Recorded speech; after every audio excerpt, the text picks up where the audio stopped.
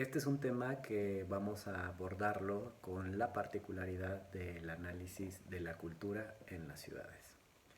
Es importante destacar que las periferias, específicamente en ciudades de América Latina, han sido descritas y analizadas por múltiples disciplinas de las ciencias sociales, algunas caracterizadas por sus enfoques económicos, otras relacionadas con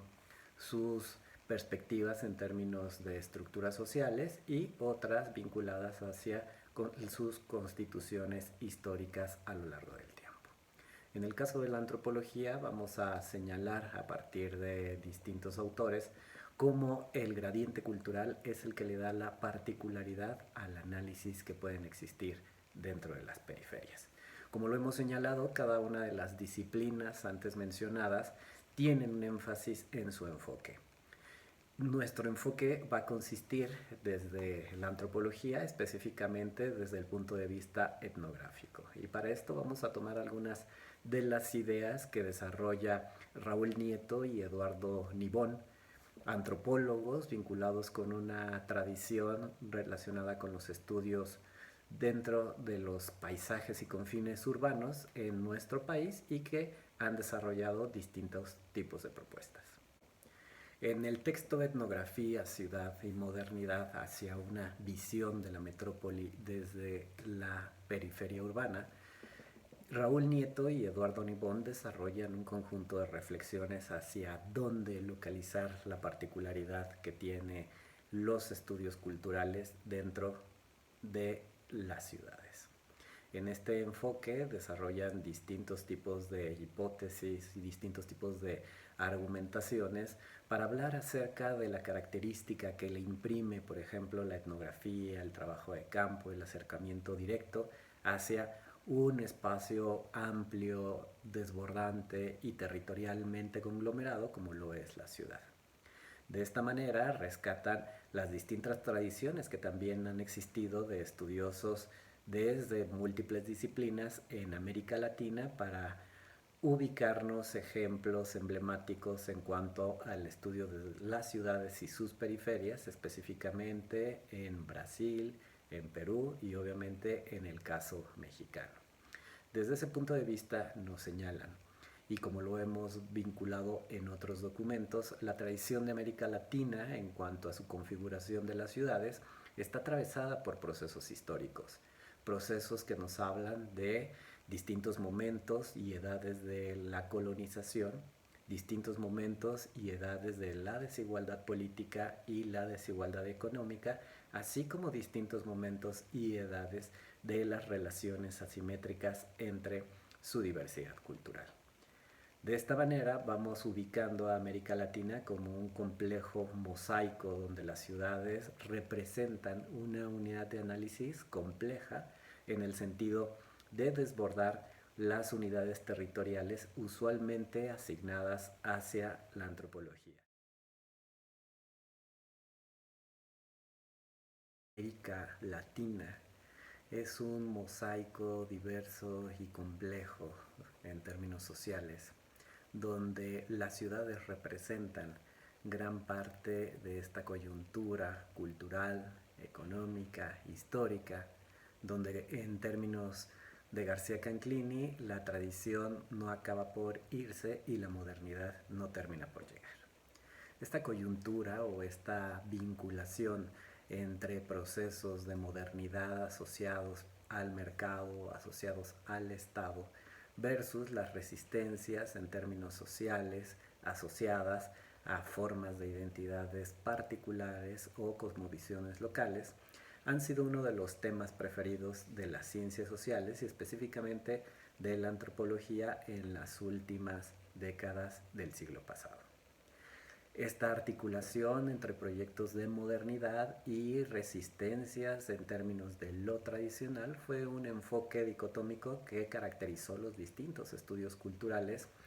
desde la antropología en distintos países. Recordamos, por ejemplo, a Matos Mar en sus análisis vinculados con la creación de las periferias en la ciudad de Lima, en Perú, así como también podemos ir recordando elementos vinculados con los enfoques de Roberto da Mata en Brasil para tratar de explicar cómo funcionan las sociedades que se distribuyen a lo largo de estos procesos de periféricos de incorporación de habitabilidad en las ciudades como son las favelas, o con Gino Germani en Argentina acerca de los distintos procesos de migración y actividades económicas y estructuraciones sociales en Buenos Aires. Raúl Nieto y Eduardo Nibón, en América Latina existen múltiples y formas muy variadas y heterogéneas de desarrollar proyectos de modernidad. A partir de ahí también nos dicen que hay una gran diversidad de formas de resistencia a ella y de múltiples contrastes en cuanto a sus posibles efectos dentro del crecimiento heterogéneo de las ciudades. La construcción de las periferias es una de ellas, no solamente como el resultado de la desigualdad en términos políticos y económicos, sino también como el reflejo de procesos culturales, estructurales, de significación, de modos de relación de parentesco, de incorporación a la metrópoli y también de formas de organización social para la sobrevivencia. A partir de ahí hay una pregunta que tienen estos dos autores ligada a cómo entender el intrincado crucero de las vías de desarrollo. Y nos señalan que uno de los caminos posibles es el análisis cultural de las ciudades. Y es a partir de ahí donde desarrollan su hipótesis vinculada hacia el quehacer de la antropología. Nos va a decir que la antropología tiene mucho que dar cuenta de la creación de las periferias a partir de la etnografía, a partir de un momento de cercanía donde se consultan no solamente las estructuras sociales que las hacen desiguales, sino también las formas intrincadas que tiene la cultura para generar procesos de significación, establecimientos de prácticas culturales y modos de organización social peculiares a la diversidad cultural. De esta manera, el relato que tienen estos autores es darle un peso mucho más específico a la etnografía para la generación de un relato que no solamente nos posicione en términos de hablar sin muchas herramientas de los efectos macro que tienen los procesos de desigualdad, sino más bien fijar el punto en el argumento de cómo la cultura genera esos procesos de desigualdad en una unidad íntima que es la vida cotidiana. A partir de ahí regresamos nuevamente hacia lo que hemos estado revisando en sesiones anteriores como la unidad de análisis de la ciudad desde la vida cotidiana aparece como uno de los elementos dimensionales atractivos para la etnografía. Lo recordábamos cuando hablábamos, por ejemplo, de Michel de Certeau en La invención de lo cotidiano, como para él esta dimensión del día a día, de la mañana, del mediodía, de la tarde, de las prácticas, de las tácticas, de las estrategias en términos culturales, aparecían como elementos representativos de las identidades que pueblan y desbordan las ciudades a partir de su articulación histórica por un lado y de su comprensión en términos organizativos por otro lado. De esta manera, cuando nos hablan acerca de la etnografía y la crítica a la modernidad, estos dos autores establecen que desde la etnografía podemos hacer un conjunto ya no solamente de miradas representativas a esa cotidianidad y a esa forma de aplicación de la identidad en el día a día, sino que también la etnografía construye las posibilidades del encuentro con la diferencia y del posicionamiento de esas identidades en sus entornos espaciales. A partir de ahí nos señalan que es de suma importancia reconocer a la ciudad más que un agregado de procesos particulares amplificados por su escala, representa un escenario donde se desarrollan entramados de relaciones significativas por medio de los cuales se puede construir la experiencia urbana.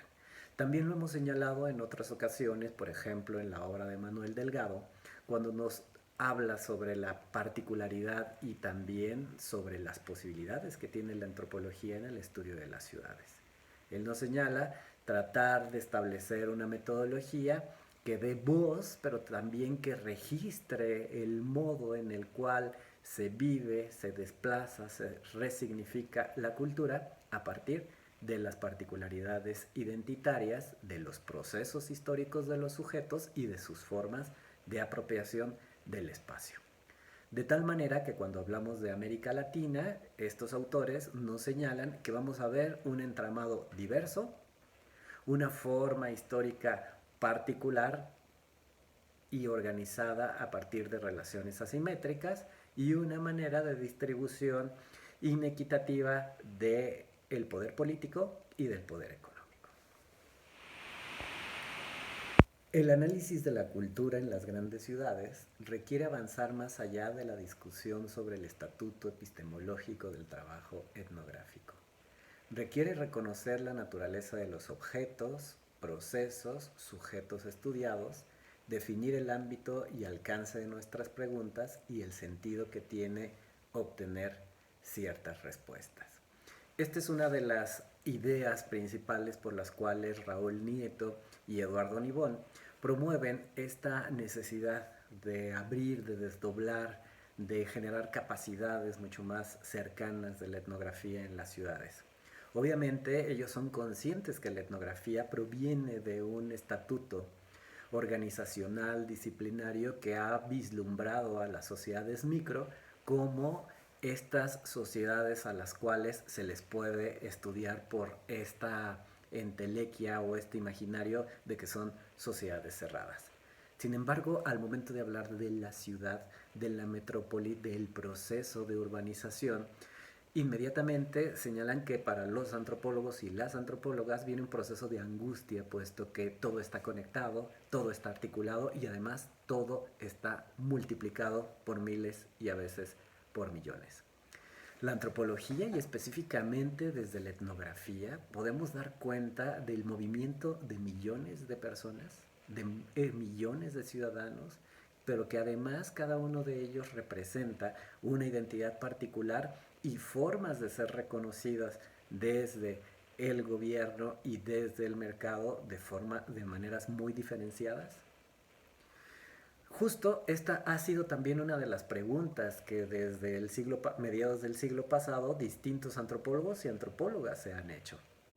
No podemos olvidar los trabajos de Robert Redfield, los trabajos de Oscar Lewis, los trabajos de Larissa Adler-Lobnitz en relación a los estudios vinculados a cómo sobreviven estas poblaciones en contextos urbanos. Pero también cómo la antropología tiene que adaptar sus métodos y no confundir sus alcances en términos epistemológicos con la sociología o con el urbanismo o con la historia de las ciudades, sino más bien retornar a su capacidad y a su campo fuerte de identidad disciplinar. Y este obviamente es el estudio de la cultura. Dar cuenta desde las unidades micro, pensando en el enfoque de Roberto da Mata, en esta obra que se llama La casa y la calle, cómo se articulan las familias, cómo suceden los procesos de apropiación del espacio, cómo las familias trascienden más allá de las casas, cómo articulan sus relaciones de vecindad, cómo muchas veces están articuladas y atravesadas hasta por relaciones de parentesco. Es a partir de ahí cuando la antropología, según estos autores, tiene que desdoblar sus capacidades analíticas a generar una etnografía mucho más comprensiva. Una etnografía además que no esté situada únicamente en los centros, sino que también se desborde de los centros y trate de establecer las conexiones con las periferias. Usualmente los sujetos culturales a los cuales la antropología y específicamente la etnografía ha tenido mayor proporción en términos de sus estudios, dicen estos autores, no está únicamente centrada en los centros, sino que ellos van construyendo periferias en términos normativos, en términos económicos, en términos sociales, que justo nos hablan de procesos de adaptación, de incorporación y de rearticulación de elementos simbólicos y de prácticas culturales, trabajos relacionados con el proceso de investigación de las periferias urbanas. Señalan Raúl Nieto y Eduardo Nibón 5 puntos que son importantes y sobre todo que pueden ser desarrollados desde la etnografía. El primero de ellos tiene que ver con partir desde la periferia. ¿Esto qué quiere decir? De comprender la diversidad de periferias dentro de la periferia. No es lo mismo la periferia que se encuentra en el sur, en el norte, en el este u oeste, y que esto tiene que ver con la particularidad de espacios en términos geográficamente ubicados, de cómo se construyen desde los bordes, desde los intersticios y desde las liminalidades, no solamente geográficas, sino también administrativas, económicas, sociales y culturales, una gran diversidad de manifestaciones. Uno de los puntos atractivos que tiene esta lógica desde partir de la periferia es no solamente partir desde una etnografía, desde una antropología ubicada única y exclusivamente en los centros, sino más bien ir directamente hacia estas zonas liminales en términos de su construcción cultural, de marginalidad, pero también de emergencia y de resistencia. Otro de los puntos que señalan como importante es la convivencia de las distintas racionalidades. Importante, esto es indispensable para la etnografía, dar cuenta de en estos lugares, en estos emplazamientos en términos geográficos, cómo confluyen, cómo convergen y divergen distintos tipos de racionalidades hacia formas de apreciación diferenciada de proyectos de modernidad, pero también hacia formas diferenciadas de proyectos de resistencias y tradiciones. Las diversas racionalidades que se encuentran en la periferia nos pueden hablar de peculiaridades en términos identitarios, de procesos históricos diferenciados, pero también de emergencias políticas que se van generando frente a la gestión de derechos. Así como también en el punto número 3 nos habla de la participación de la cultura masiva y de la vigencia de los aspectos tradicionales.